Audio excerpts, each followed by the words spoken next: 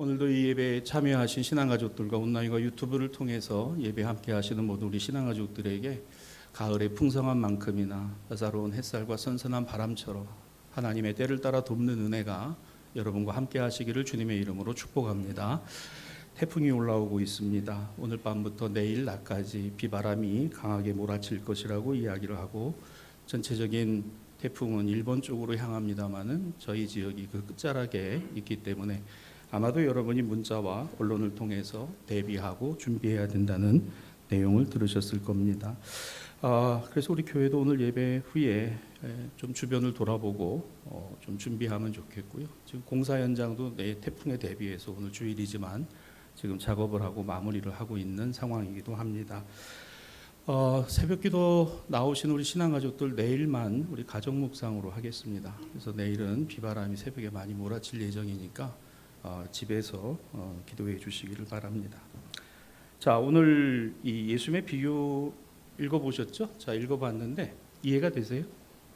조금 당혹스럽고 이거 이해하기가 쉽지 않은 내용이라는 거 여러분 눈치를 채셨을 겁니다. 여러분 가지고 있는 성경의 이 비유를 제목을 뭐라고 달았나요? 보통은 부정직한 청지기의 비유 또는 불의한 청지기의 비유 이렇게 달려져 있을 겁니다. 자, 그런데 예수께서는 이 불의하고 부정직한 청지기에 대하여 8절입니다. 본문 8절에 보면 이 옳지 않은 청지기가 이를 지혜 있게 하였으므로 칭찬하였다라는 말씀이 나와요. 이게 칭찬받을 일일까? 저희가 이 내용으로는 잘 이해하기가 쉽지 않습니다. 저는 과연 불의하고 부정직한 청지기인가? 아니면 주인의 칭찬처럼 지혜로운 영리한 청지기인가? 이런 당혹스러움, 이런 의미의 해석에 좀 어려움이 이 비유에 있다는 것이죠.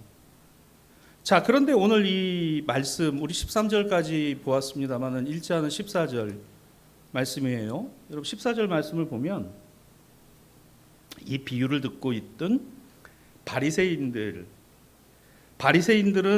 이 비유를 듣고 비웃었다 그랬어요. 예수님의 이 비유를 듣고 하고 비웃었다. 왜? 오늘 여기 누가는 그 이유를 이렇게 답니다. 돈을 좋아하는 자들이니까, 돈을 좋아하니까 이 비유를 듣고 비웃었다. 나중에 내용을 제가 설명해 드리겠습니다만은 현실감 없는 얘기다 그 얘기죠. 현실감 없는 얘기고 아주 현실적이지 않다. 저는 그렇게 생각합니다. 신앙과 믿음은요, 어떻게 보면 현실적이지 않아요. 예를 들면 그런 거죠. 기도하면 된다. 이게 현실에 갖다 딱 적용을 시켜놓으면 그렇지 않을 수도 있어요. 말씀 중심으로 사면 된다. 이게 신앙의 언어라면 삶의 언어는 그럴 수도 있지만 그렇지 않을 수도 있다는 게 삶의 언어예요. 이게 좀 다르다라는 겁니다. 바리새인들은 돈을 좋아해서 이 예수님의 비유를 듣고 비웃었다. 자, 이 비유의 시작이 어디입니까? 우리 성경을 봅시다. 1절에 보면은 예수께서 제자들에게 이르시되라 그랬어요. 그렇죠? 제자들에게 이 말씀을 하셨어요. 사실 예수님의 비유는 모든 복음서에 나타난 비유가 그냥 무리들에게 하시지 않았습니다. 제자들에게만 예수님께서 비유를 주셨어요. 보다 더 쉽게 이해할 수 있도록. 여러분 주일의 예배, 공예배가 왜 중요합니까? 말씀을 듣는 자리이기 때문에 그러합니다. 내가 묵상하는 시간이 아니라 말씀을 듣는 자리. 특별히 그 말씀 속에서 보다 더 가깝게 하나님의 뜻을 발견하기 위해서인 것이겠죠. 여튼 제자들이 이 비유를 들었는데, 그럼 14절에 가서 바리새인들이 이걸 듣고 비웃었다. 제자들에게 비유로 말씀하시는 그 자리에 누구도 있었다? 바리새인들도 있었다. 왜 있었다? 은혜 받기 위해서, 주님 사모하는 마음으로, 주님 말씀 듣기 위해서 아닙니다. 어떻게 하든지 꼬투리 잡아가지고 한마디라도 더 해야 돼요. 어떻게 하든지 저 예수를 거꾸로 뜨리고 무너뜨려야 돼요. 그걸 위해서 있었던 거예요. 여러분, 찬송의 자리, 기도의 자리, 말씀의 자리는 하나님이 영광을 받으시는 자리인 줄로 믿으시기를 바랍니다. 우리가 할 수 있는 최선이 예배예요. 예배를 중요하게 생각하시기 바랍니다. 찬양과 기도와 말씀, 하나님이 영광을 받으시는 최상의 언어가 바로 거기에 있다.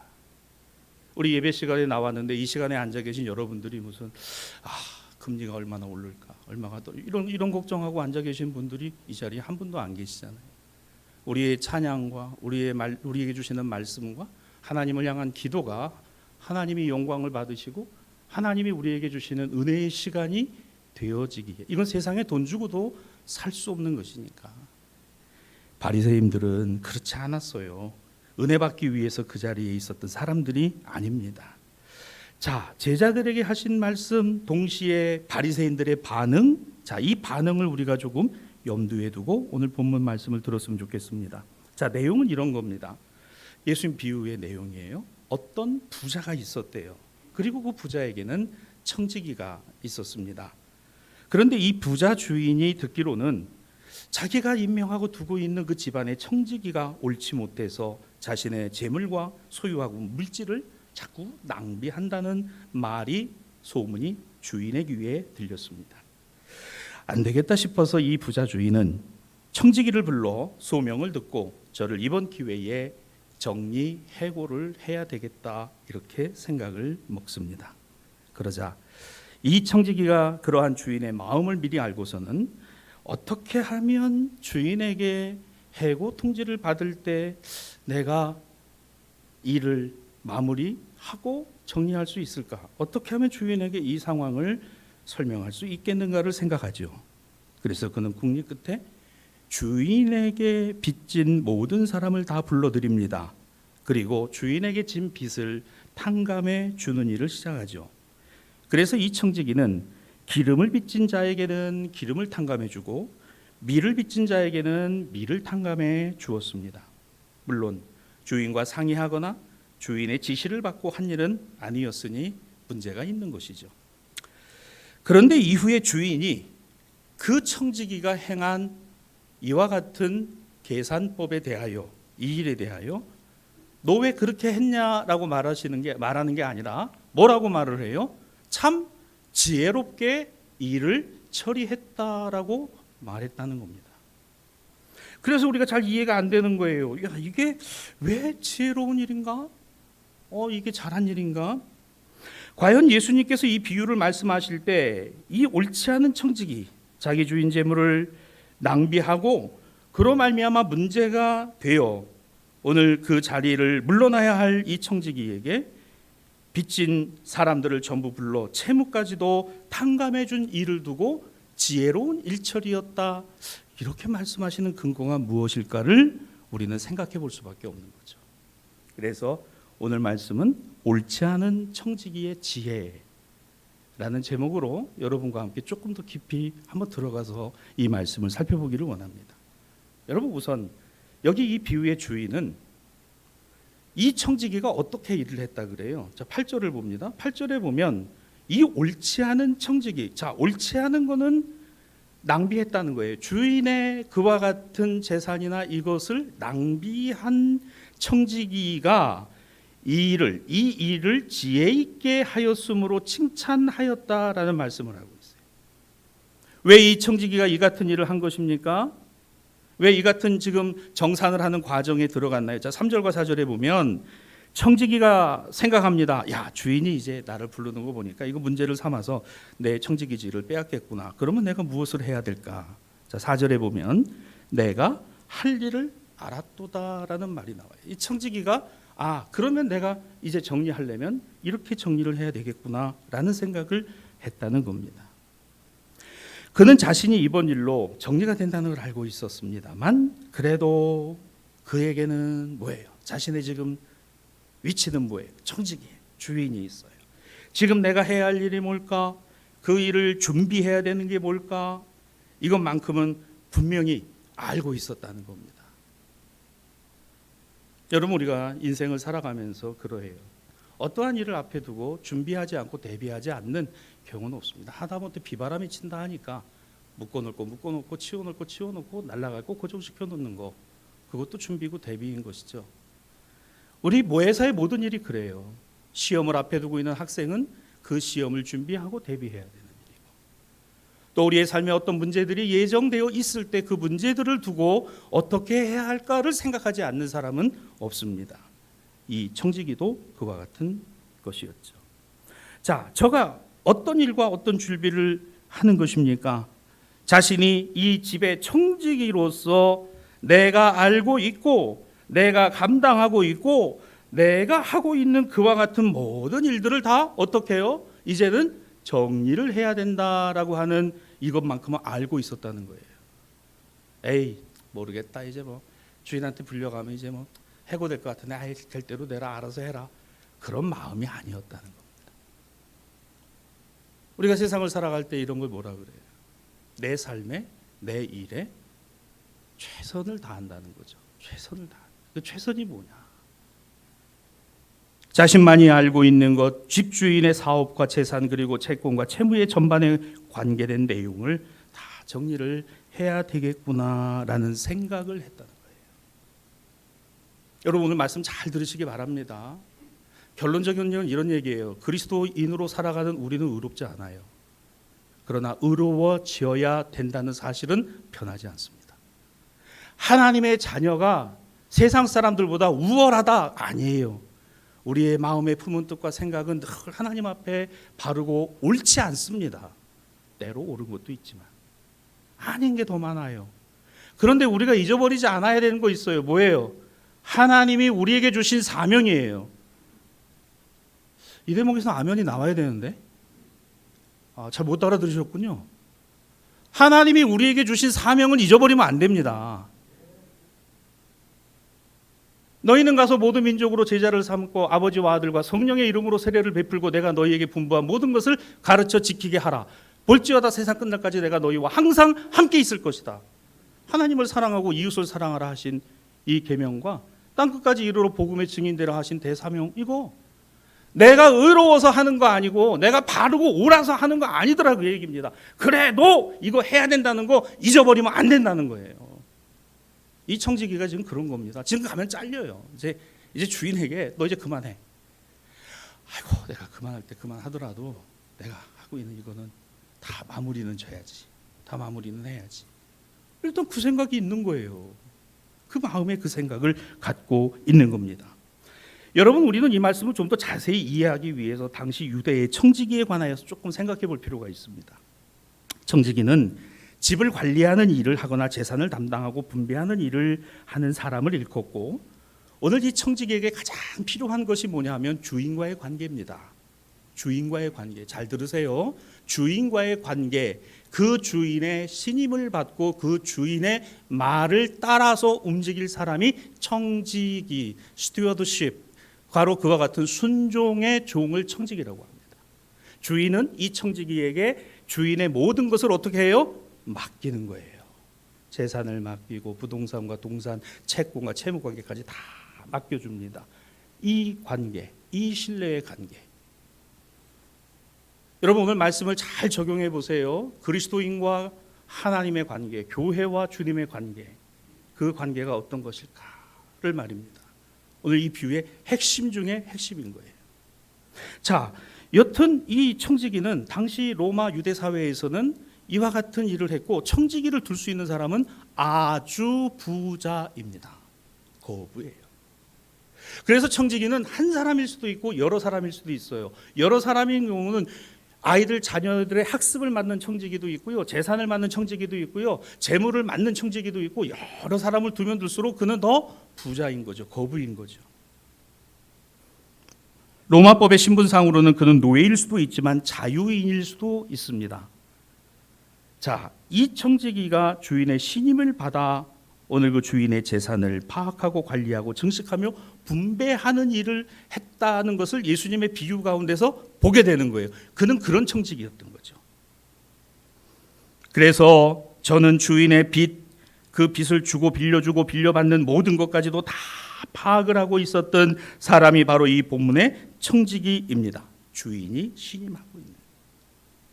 그래서 주인의 절대적인 신임을 받게 된 이 청지기가 그런데 1절입니다. 이 청지기가 주인의 소유를 낭비한다라는 말이 주인에게 들렸다. 여러분 당시에 갈릴리를 중심으로 해서는 상당히 많은 농장과 또 그 농토들이 있었고 이 유대인들 거부들에게 이것이 할양되어 있었어요. 자, 그런데 이 부자들은 사실은 갈릴리에 거주하지 않아요. 그 삶의 여건이 그렇게 썩 좋지는 않으니까 예루살렘이라든가 여리고라든가 이런 도시에 가서 있고 그 농장을 관리하고 일하는 사람 청지기는 별도로 두고 있었던 거죠.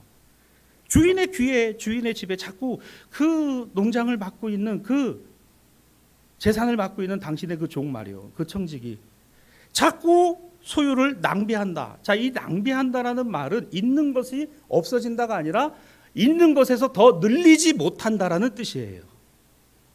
그냥 그대로 그렇게 있다. 안 되겠다. 내보내야 되겠구나. 이 부자 주인은 이 청지기를 정리하기로 결심을 합니다.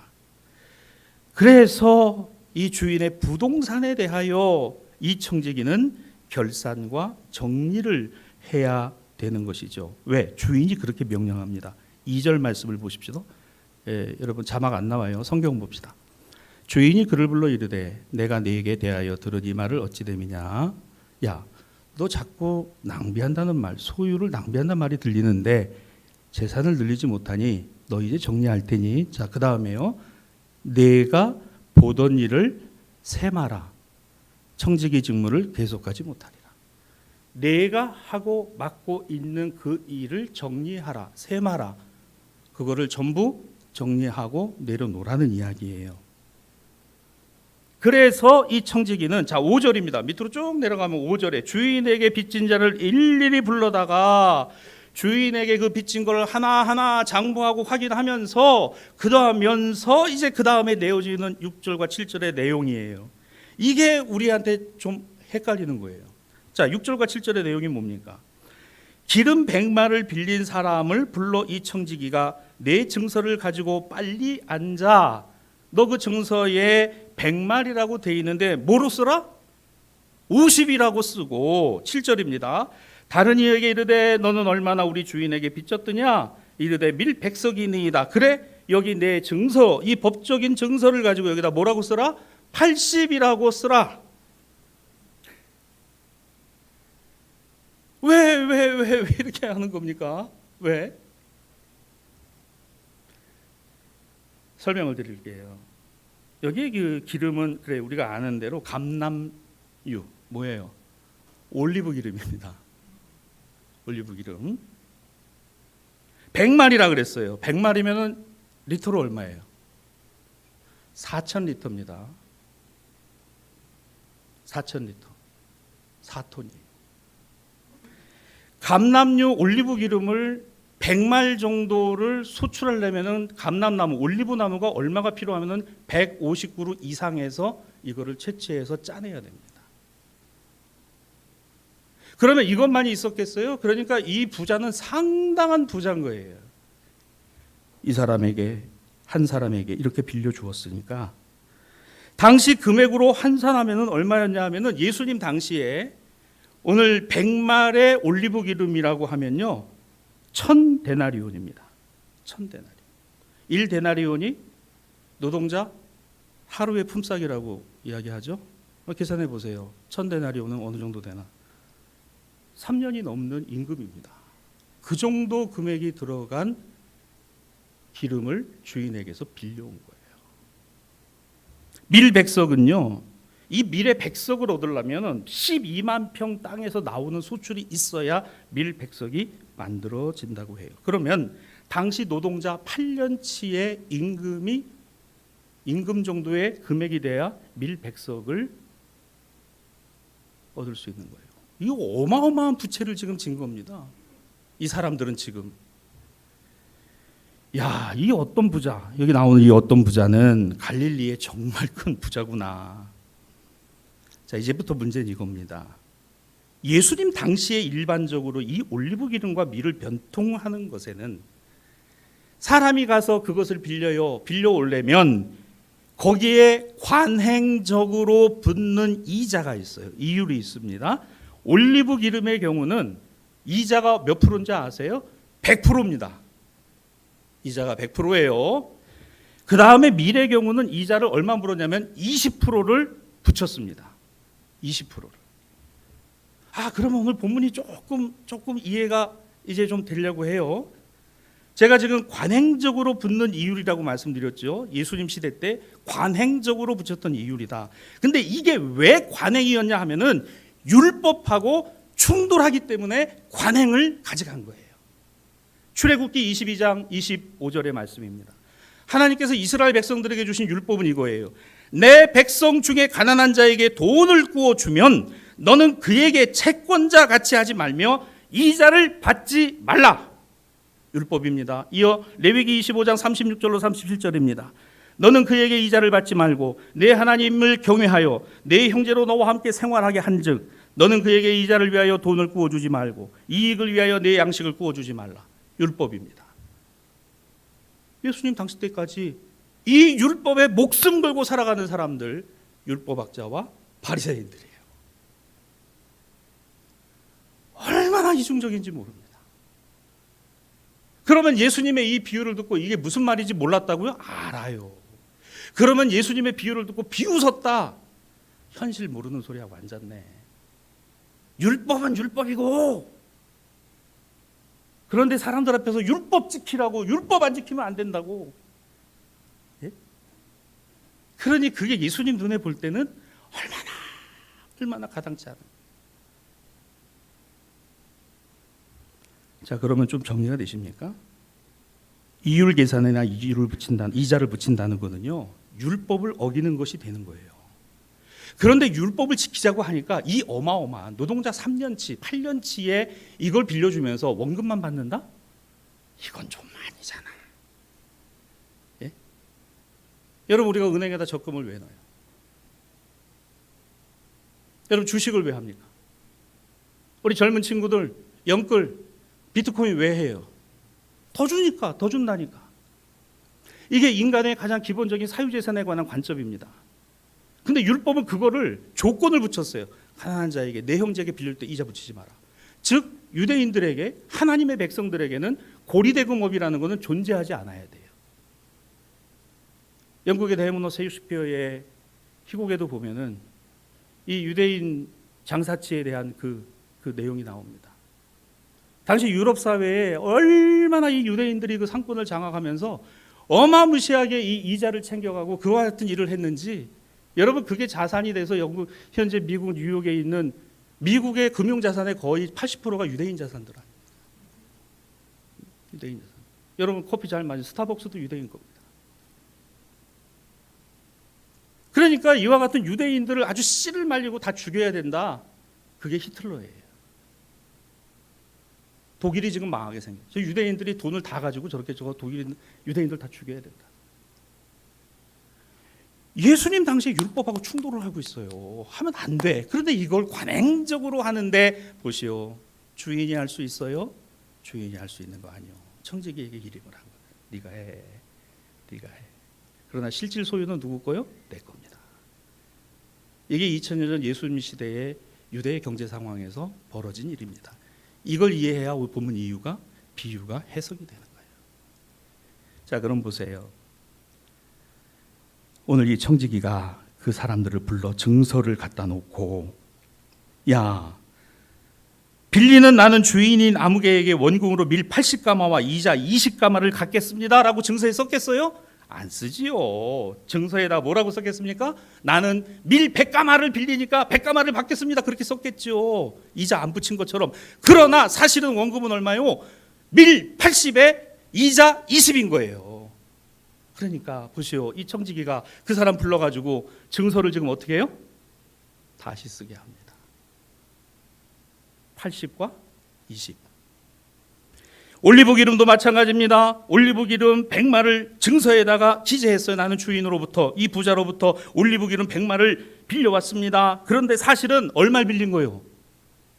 50말만 빌린 거예요. 이자가 100%니까 50말 빌려서 50말 이자 더 붙여가지고 증서에다가는 뭐라고 썼어요? 100말을 빌렸다.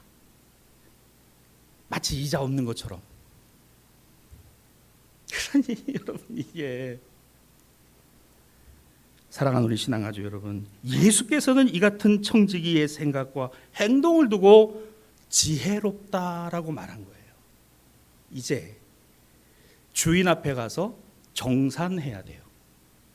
주인이 그것을 요구합니다. 내가 보던 일을 정산하라. 2절 중반에 나오죠. 세마라. 그래서 나오는 본문의 내용 그렇습니다. 기름 100마를 가져온 6절과 7절입니다. 50이라고 쓰고 7절입니다. 밀백석 80이라고 쓰라. 이게 맞잖아요. 그가 비록 주인의 소유를 더 늘리진 못했어도 자신의 직무에서 자신이 해야 될 일이 무엇이다. 주인에게 이것을 해야 된다. 그런데 여러분 보시오. 이 일이 주인에게 손해가 된 겁니까? 빌린 사람들에게 잘못된 겁니까? 아니에요. 주인에게나 빌린 모든 사람에게나 공평하고 공정한 것으로 정리가 된 겁니다. 여러분, 청지기의 권한이 뭐예요? 자기 마음대로 한 거 아니에요. 오늘 주인이 준 그 재산 가지고 더 늘리는 일을 했으면 글쎄요, 아마 소심한 건지 그렇게 안 된 건지, 아마 율법을 잘 알았는지, 아마 이걸 봐서는 율법을 잘 알았던 것 같기도 하고. 청지기의 모든 권한은 주인으로부터 위임된 거예요. 사랑하는 우리 신앙가족 여러분, 저와 여러분이 청지기입니까? 우리는 의롭지 않아요. 우리는 불의하고 때로는 부정직하기도 합니다. 그런데 어떤 생각하고 계십니까? 어떤 마음을 갖고 계세요? 주인으로부터 위임된 청지기, 그러면 그 주인으로부터 위임된 청지기가 할 수 있는 일은 정해진 범위 안에서, 주인의 뜻의 범위 안에서 하는 것이니, 이 행한 일이 잘못된 것이냐? 잘못된 것이 아니다. 지혜롭게 일을 처리한 것이다. 오늘 예수님의 말씀입니다. 주인의 권한을 넘어서는, 법이 정한 권한을 넘어서는 아니에요. 그 안에서 빌린 이들에게는 긍휼을, 주인에게는 손해보는 것 없이 모든 이들에게, 주인의 이름으로 빌려간 그 모든 사람들에게는 자비와 관용을 베푸는 사람으로, 그렇죠, 원금만 딱 정해놓고 이자 붙이지 않았어요. 근데 원계약서에는 이자가 붙어 있었어요. 여러분, 이거 주인이 뭐라 그러겠어요? 여러분이 주인이시라면, 야, 이 녀석이 그렇게 갖다 그걸 쓰면 어떡해? 그거 내가 끝까지 받아야 되겠다? 그러면 이 주인은 악독한 주인인 거죠. 사랑하는 우리 대사의 신앙가족 여러분, 이런 내용입니다. 오늘 우리가 이 말씀에서 얻는 교훈이 무엇입니까? 이 옳지 않은 청지기, 예수님이 말씀하신 결론은 이것입니다. 이 세대의 아들들이 자기 시대에 있어서는 빛의 아들들보다 더 지혜롭다. 세상은 그래요. 네. 그러나 우리는 한 걸음 더 들어가야 될 필요가 있어요. 지혜는 하나님을 아는 것입니다. 지혜는 주인이 누군지를 알고 있는 것입니다. 지혜는 그 주인의 뜻이 무엇인지를 아는 것입니다. 때로 우리는 그 뜻대로 다 행하지 못할지라도, 그러나 행해야 한다는 사실, 주인을 아는 것, 주인의 뜻을 아는 것, 주인의 명령을 아는 것, 이것을 성경은 지혜라 그랬어요. 말씀을 정리합니다. 어떤 사람들은 오늘날 돈 없으면 못 산다고 생각을 해요. 반은 맞고 반은 틀립니다. 그러면 돈 많으면 잘 삽니까? 그거는 맞는 말은 아닌 것 같아요. 재물을 모으고 소유하는 것이 행복이에요? 행복일 수 있겠습니다. 그러나 축복입니까? 축복 아닐 수도 있어요. 어떻게 재화와 재물을, 물질을 선용하고 사용하느냐? 권력의 자리에 올라야만 꼭 성공이라고 말하는 것이 인생입니까? 인생은 그럴 수 있겠죠. 그러나 그리스도인으로 살아가는 우리의 삶은 그렇지 않아도 하나님이 원하시는 것이 무엇인가를 우리가 알고 살아가는 것을 성공한 인생이라고 말할 수 있는 믿음을 갖고 있고 신앙을 갖고 있다는 것입니다. 청지기, 주인에게나 빚진 모든 사람들에게나 필요한 역할을 해준 사람, 그는 의로운 청지기? 아니에요. 의롭지 않아요. 성실한? 아유, 성실하지도 않았어. 어떻게 하든지 주인권을 좀 더 늘려놨어야지. 그러지도 않았어. 그래서 지금 이제 정리해고될 판이에요. 그래도 마지막까지 아이고 그럼에도 불구하고 내가 마지막까지 해야 될 일이 뭐냐? 오늘 제2독서의 말씀을 봅니다. 디모데전서 2장 1절로 2절입니다. 그러므로 내가 첫째로 권하노니 모든 사람을 위하여 간구와 기도와 도구와 감사를 하되 임금들과 높은 지위에 있는 모든 사람을 위하여 하라. 국가의 위정자들을 우리는 청직이라고 말합니다. 교회의 직분자들을 우리는 청직이라고 말합니다. 오늘 공복이 되게 하시고 공직이 되게 하신 분들을 우리는 청직이라고 말합니다. 우리는 그들에게 의로움을 구하는 게 아니에요. 의로운 사람이 되라고 말하는 것은 아닙니다. 그러나 적어도 그 자리에 있으면 그 자리에서 내가 무엇을 해야 하는지는 알았으면 좋겠습니다. 할렐루야. 국민들의 눈물을, 그리고 그 자리에서 내가 할 수 있는 최선이 무엇인가를, 교회도 마찬가지일 거라고 생각합니다. 여러분들이 목사에게 기대하는 것이 무엇일까? 목사로, 담임 목사로 해주어야 되는 일을 꼭 해주셨으면 좋겠습니다. 우리 목사님이 의로운 사람 되고 옳은 사람이 되고 바른 사람이 되고 그런 거 아닐 거예요. 저 역시 그렇지 못합니다. 여러분은 어떠십니까? 우리 장로님들, 권사님들, 집사님들 어떠세요? 내가 청지기로서 해야 될 그 일이 무엇일까라는 것을 아는 것이 뭐라 그랬어요? 예수님께서는 지혜라 그랬습니다. 그 지혜는 하나님으로부터 오는 지혜. 하나님이 오늘 우리에게 주신 지혜. 위정자를 세우시는 것도 하나님, 대통령을 세우시는 것도 하나님, 국회의원을 세우시는 것도 하나님. 우리는 그들에게 의로움을 바라지 말고, 뭐 바래도 안 된다는 거 다 아시잖아요. 그러나 그들이 그와 같은 자리에서 옳고 바르게 일해 주기를 바라는 것은 할 수 있는 건 아닐까 라는 겁니다. 예레미야 8장 19절 오늘 제1독서는 내 백성의 심히 먼 땅에서 부르짖는 소리, 여호와께서 시온에 계시지 아니하냐, 그의 왕이 그 가운데 계시지 아니하냐. 여러분, 그렇습니다. 우리의 기도가 하나님이 세우신 위정자들과 하나님이 세우신 지도자들과 하나님이 세우신 교육자들과 하나님이 세우신 사역자들과 하나님이 세우신 직분자들 위에 하나님의 지혜를 내려주셔서 오늘 그 하나님의 일을 감당하고 감당하기에 부족함이 없게 하여 주옵시기를, 또한 나도 그와 같은 지혜로운 일을 처리한 이 청지기와 같이 세워지기를 기도하는 저와 여러분이 되었으면 좋겠습니다. 디모데전서 2장 5절로 6절입니다. 하나님은 한 분이시요 또 하나님과 사람 사이에 중보자도 한 분이시니 그 사람이신 그리스도 예수라. 이제 여기는 조금 달라요. 진짜 청지기, 의로우신 청지기, 죄 없으신 청지기, 불의하지 않은 청지기를 이제부터 소개합니다. 디모데전서 2장 6절입니다. 그가 모든 사람을 위하여 자기를 대속물로 주셨으니 기약이 이르러 주신 증거라. 그가 누굽니까? 사람이신 그리스도 예수시라. 이 주님이 의롭고 바른 청지기, 우리는 그 주님을 우리 안에 품고 살아가는 그리스도인 우리 대사의 신앙 가족들인 줄로 믿습니다. 바르고 옳은 것, 그것도 중요해요. 그러나 그렇지 못한 나 자신, 그렇다고 해서 다 안 하고 포기할 것 아니라, 그럼에도 불구하고 내게 주신 사명이 뭘까? 그 사명을 항상 가슴에 품고자 하는 어리석은 사람은 하나님의 은혜를 낭비할 수 있어요. 현실적인 사람은 하나님이 주신 은혜를 세워볼 겁니다.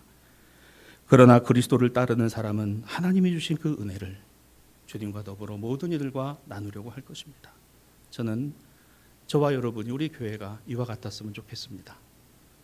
옳지 않은, 그럼에도 불구하고 지혜 있는 청지기, 누구를 본받아서?